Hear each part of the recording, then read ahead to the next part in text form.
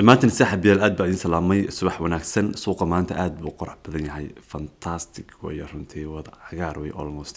waxa markaa saaxiibayaal wararkii u dambeeyay suuqa insha Allah inaan idinka dabageeyo akhbaar fiican aan idin siiyo koonka u weyn horta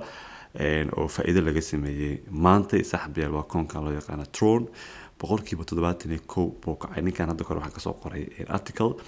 in xastaan ba umaleynaya waa ninkii mooska cunay waa kana Justin way waa ninkii mooska ku gadanayay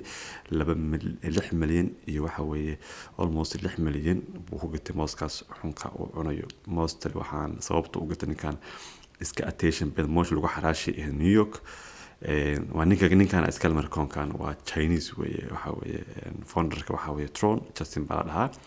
koonkiisi marka maanta waxa weeye si fiican buu saaxiibayaal faa'iido u sameeyay most attention iska raadinayay marka asaga koleyba waxa weeye maanta suuqa waxa weeye ugu waxa weeye faa'iido badan koonkiisa sidoo kale saaxiibayaal waxaan war idin kaga hayaa BNB war baa idin kaga hayaa Binance koonkeeda new all time cusub uu sameystay warbixin baa ayagana insha Allah saaxiibayaal idin kaga hayaa koonan kara waxa weeye maanta ugu fiicnaa waxaan rabaa saaxiibayaal inaan idin la wadaago XRP oo runtii laga yaaban yahay XRP social media trending buu noqday waxa la yidhi cryptaha iyo XRP Google-ka waxa batay XRP ma fahanti macna marka la baarayo XRP bazaar engine ku batay oo runtii community wali ah buu runtii samaystay ilaa 2020 wuxuu ka maqnaa kaalinta saddexaad haddana kaalinta saddexaad soo xagsay kala saaxiibay newsida ugu dambeeyay raba inaan akhbaar idinka siiyo waxaan ka codsanayaa saaxiibada video-ga like saartid sidoo kale saaxiibay inaan channel-keena soo subscribe gareysid sidoo kale saaxiibayaal TikTok waxaan soo galiyay muuqaal aan academy-deena courses-ka aan sheegayo almost dad ku dhow 100 iyo 65 ka badan daawada 200 qof baa ku dhow marka dadku dhimaashadii soo dirayaan marka please hadii aad course scripted fariimaha dhamooda furi karo waa kuwana website-kana booqo gelabasha.com koorsooyinka academy-da ka baxo halkan ka dalbanaysa macluumaad badan baa ku jiro academy-da weyn baan diyaarinay xirfado aad u tir badan ay ku jiraan marka adiga gal insha Allah koorsooyinka halkan ka dalbo sidoo kale numberkan halkan ku jira WhatsApp-ka waa la xiriiri kartaa wax xafiiskeena Soomaaliya team baa idin diyaarinay almost waxa xafiiska Soomaaliya way la xiriira ayaga caawini ama numberkan baa kala xiriirta marka wixii support caawina diiwaan gelin ah halkaas kala xiriira waxa saaxiibayaal waxaan rabaa inaan ku bilaabo XRP saaxiibayaal saagnahay kaalinta saddexaad buu soo galay suuqa kala horeynta marka loo fiiriyo market cap-ka 2.6 runtii tagay marka XRP saaxiibayaal runtii aad baa looga faa'iiday shirkadda Ripple baa waxa weeye koonkan iskale waxyaalaha cajiibka saaxiib waxa weeye August 28 August sanadkan lagu jiro I think waa 4 bilood ka hor 3 bilood ka hor almost ka hor wuxuu ku jiray saamajada ugu jiray kaalinta toddobaad buu ku jiray kala horeynta crypto qiimihiisa wuxuu ahaa 0.5 cent marka la stable coin iska yahay ma dhaqaaqo cent buu ahaa maanta ee December tahayna waa u jeedaan saaxiibayaal kaalinta saddexaad buu ku jira 2.61 buu runtii ku jira marka faa'iidada inta la eg dhaqaaq uu sameeyo runtii waa dareemi kartaa waxyaalaha saaxiibayaal dhaqaaqa iska waxa weeye horta Donald Trump madaxtooyada galayba waxa weeye XRP markaas u bilaabatayba faa'iido runtii aad u fiican oo ninkii haystay sek baa waxa la yiri Soomahan isacsilaad soo gudbiyay marka horta faa'iidooyinka halkaas bay runtii uga bilaabeen sidoo kale saaxiib waxa la XRP is now popular than the crypto Google Trends Google ku xeelaha laga baaro oo search Google-ka waxa ugu caansan awal crypto ugu weyneed moogta iyo Bitcoin waxyaalaha la baaro sida mataqaana waxa ugu weynaa AI-ga cryptocurrency Bitcoin hadda laakiin XRP ba ugu horeeyay markii noqoto crypto asaa ugu horeeyay koonkaas marka trending buu ka noqday halkan sameeshan aad ka arki kadhaaba waa isbarbardhiga waxa weeye XRP waa casaanka ama guduudka cryptina waa marka labadan la soo barbardhigo Google trending uu xisaabiyay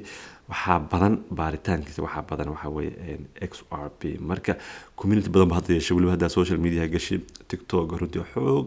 baa looga hadlayaa su'aalaha la isweydiinay waxa weeye XRP ma bedeli doona Ethereum oo kaalinta labaad ku jira kala horeynta cryptocurrency marka noqoto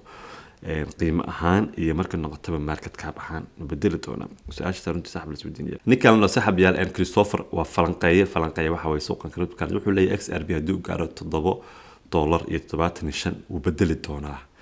waxa weeye uu flip gareyn doonaa ama uu ka hormari doonaa Ethereum-ka oo ah koonka labaad hadda ugu weyn marka $7 iyo haddii gaaro uu bedeli doonaa marka loo fiiriyo dhanka mataqaana market cap-ka anigana saaxiibayaal fikirkayga waan ku darsaday dhalinyaro badan baa soo weydiiyay waxa weeye XRP miska iibinaa marka aniga waxaan kula taliyay horta aniga financial advisor bihi oo la taliya dhaqaale mihi do your own research laakiin aniga waxa iraahday XRP wuxuu bedeli doonaa nidaamka ay bangiyada isticmaalaan ee loo yaqaan Swift banking system swift waxaa maalin kasta dhex mara saaxiib yaal 5 trilyan baa dhex maro swift waa maxay bangiyada markii lacagta isku dirayaan oo hadda tusaale kale bangiis jooga Soomaaliya qof Europe jooga ama qof America asal bangiyada internationalka markii lacagaha la isku dirayo systemka la isticmaalo oo baala waxa la swift waa la systemkaas swiftigaas marka wuu dah badan yahay wuuna waxa weeyna qaali wuuna mataqaana mana fududa in lagu integrate karo xataa bangiyada XRP marka shirkaddan Ripple mashruucaasi wadataa marka way bedeli doontaa marka 5 trillion ba hadda lagu dhex wareegsan Swift Bank marka dib bedelo oo bangiyada dhan ay soo dhaweeyaan nidaamka shirkadda Ripple wado ciyaar ma saaxib yaal waxa weeye 5 trillion daily meel dhex marayaan waa lacag aad u tira badan marka by February ana waxa qiyaasay inay gaari doonto 6 ilaa 8 hadii wax ka dhicin December 10 waxa bilaabanaya si xogta u badan aan ka soo akhriyo newska saaxib labadii bil u dambeysay alt consistent ba bilaabanayo xilligaas December 10 wax ka dambeeya wala waxa weeye si fiican ba loo sii kacay marka hal isdiyaar insha Allah marka waxa qofkii long term oo haysan karo waxa dhihi lahaa iska iibin XRP iska hayso qofkan lacag haysan please wax ka iibso ugu yaraan xataa 10 coin ka iibso marka dhalinyarada intaas xalay baan la shargareeyay haduu waxa ay $500 gaaro ma sha Allah sanadaas soo socdo runtii Soomaali badan baa ku jirto waa koon xilli hore la maalgashay faa'iido badan laga sameyn karo oo sidoo kale saaxiib yaal hadii aan idin shargareeyay wararkii u dambeeyay ninkan waxa loo magacaabay doonaa gudoomiyaha waxa weeye hay'adan sector oo ninka Gary Councilor hadda u ka digi doono Trump 20 bisha January baa madaxtooyada gali doona ama Capital House-ka ninkan la soo magacaabay doona marka ninkan waa nin aaminsan waxa weeye crypto waa pro crypto way Paul baa lahaa markaas XRP waa marka u bilaaban doonto waxa weeye inay wax badan u fududaadaan oo dhag mataqaana regulationka awl suu iyo waxa lagu waday in la maxkamadeeyo sidii mataqaana XRP ETF keedo kale in mataqaana la soo dhaweeyo kale koonkeeda loo yaqaano mataqaana stable coin oo kale la soo dhaweeyo loo ansaxiyo marka waxyaalo badan ba u fududaan marka ninkan la filo doono in loo magacaabo crypto community way soo dhaweyn doonaan waa nin ku dhex jiro cryptaha aaminsan sidoo kale saaxiib yaal shirkaddan loo yaqaan MicroStrategy oo ninkan leeyahay Saylor waxay gateen 15,400 oo BTC oo u dhigmata 1.5 billion hadda waxay haystaan 400,000 iyo 100 BTC oo u dhigmato 23.4 billion shirkaddan by the way MicroStrategy waa shirkadda u weyn oo BTC haysato waxana waa shakhsi moogtay waxana waa company marka shakhsi noqoto Nakamoto oo ninkii iska leh BTC ama ninkii sameeyay BTC ba u badan marka noqoto shakhsi waxana waa dawlado waxana waa company marka noqoto marka ninkan hogaaminayo MicroStrategy ninkan almost shirkadiisa si wax u gataan joogta ah bay u gataan saaxiib yaal suuqa no matter waxa way lacagta marka 96 markii marisay bay gateen ninka marka waa ninka ugu aruursi badan horta BTC si xoog u aruursadaa waa nin aad mataqaana u haysay BTC marka halka waxa nooga cad in Bitcoin ay qof walba portfolio-giisa ay ka mid tahay ogaadana koonka ugu weyn way waan koonka ugu muhiimsan portfolio-ga Bitcoin isku jirin wax badan ma ka maqan saaxiib wax badan waa idin sheegay xataa $50 $100 $20 ta bishii gali bil kasta gali caada ka dhigo DCA sameey muuqaal DCA ba waxa YouTube-kayga soo gashay oo waxa way qaabka u fudud loo iibsan karo waa kana DCA muuqaalkan soo daawa hadii aad fahmin qaabka Bitcoin si qurux badan oo tartiib loogu marqashan karo sidoo kale saaxiib yaal Binance waxa soo boosti karaya inuu koonkoodii PNP u gaaro $770 all the time niyo cusub uu samaystay hadii aan coin market cap tago aan soo qabto kana $759 hadda mariya all the time new high uu samaystay waxa way PNP dadka ku jireen runtii aad uga faa'iideen waa kana all the time high ama 80 waxa loo yaqaan December 4 waa maanta 6 saac ka hor bay samaysteen 773 waa laga soo celiyay marka meel fiican waxa way saaxiib yaal bay ku jiraan runtii waxa weeye koonkoodii waa laga faa'iiday sidoo kale saaxiib wararka udan waxa ka mid ah Michael Saylor isla waxa way xalay wareys u bixi ku sheegay Bitcoin inay gaari doonto 180,000 inay gaari doonto haddana ay soo laaban doonto 140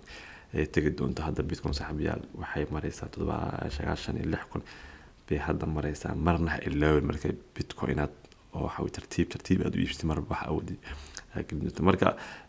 meel fiican buu runtii sheegay oo waxa way qiyaasiisa ku beesgalay sidoo kale saaxiib yaal wararka ugu dambeeyay aan xalay Twitter-kayga soo dhigay kamida Binance ayaa noqday exchange ugu weyn ee sanadkan 2024 lagu kaydsaday ama lagu deposit gareystay Bitcoin العدد أهان واحد لو جدي بوست كريا 2.8 BTC سنة كان ما فهمت أو إنتاس بعلى سوق لي سنة كان أو دي بوست بيتكوين تقبض معناها مركز نقطة إكستشينج وحتى على BTC وحلوها هي شركة باينانس ساس ورك هذا aad ugu jidba 2.8 way Binance Bitcoin baa ku xigo tana ku soo xigto Kraken waa tana Coinbase waa kana 0.4 BTC waa lagta sanadku dambeeyay marka halka maxaa ka cad marka waxa ka cad inay tahay mataqaana Binance shirkadda exchange ugu weyn ugu fiican ugu aaminsan suuqyadan marka Binance hadii kugu jirto lacagtaada good news safe pattern koonkeedina saayidin sheeg koonka ayaga iskala bari PNB ayaga iskala codsta maxay usoo taabtay marka waa faa'iido fiican way saxbeel wararka dib intaas oo ah videoga like noo sar insha Allah soo follow gare Facebook page keena hadii aad ugu jirin YouTube keena soo subscribe gare 300,000 oo socona aad u ma saxbeel waa islaamay